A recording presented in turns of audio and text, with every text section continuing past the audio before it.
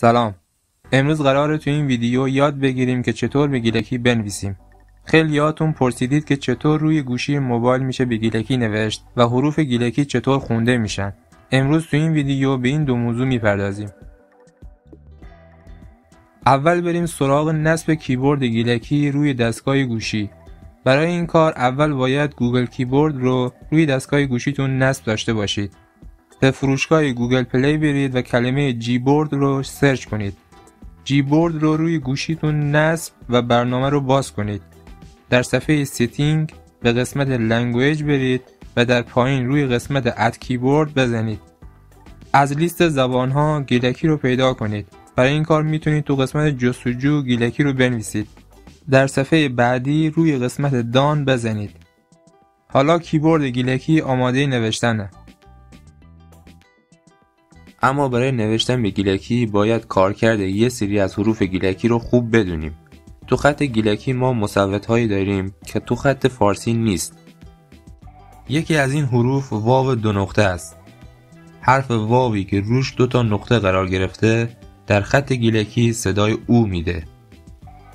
برای مثال کلمه دوز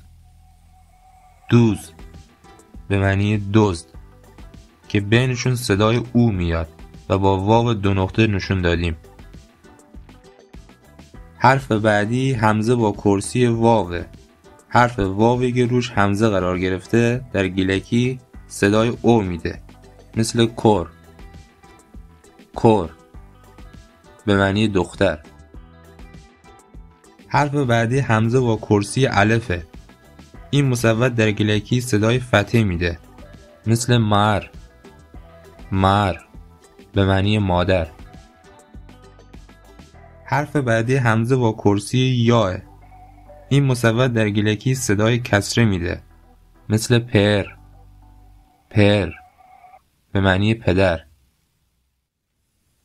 حرف بعدی شعا است که صدای میده و معمولاً بین دو تا ثابت چسبیده به هم میاد، مثل کلمه گل به معنی گل زمین، یا مثل کلمه تک به معنی پهلو.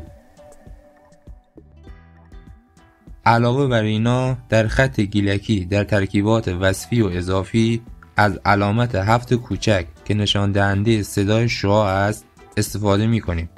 برای مثال در ترکیب وصفی سرخ کتاب علامت 7 کوچک بین دو کلمه سرخ و کتاب میاد. در واقع این علامت کارکرد دستوری داره و معمولا در ترکیبات ازش استفاده میشه. اینا مهمترین نکات در خط گیلکی بودن. برای دونستن بیشتر این خط به سایت ورک که لینک اونو تو دیسکریپشن گذاشتم سر بزنید. همچنین کانال پیسکه قرار کامل به آموزش این خط بپردازه که لینک اونو هم تو دیسکریپشن گذاشتم، به اون کانال هم سر بزنید. یادتون نره حتما کانال ما رو در یوتیوب سابسکرایب کنید و برای اینکه حساباتون نپره لایک کنید و یه کامنت انگلیسی بذارید. تا یه ویدیو آموزشی دیگه، فعلا خداحافظ.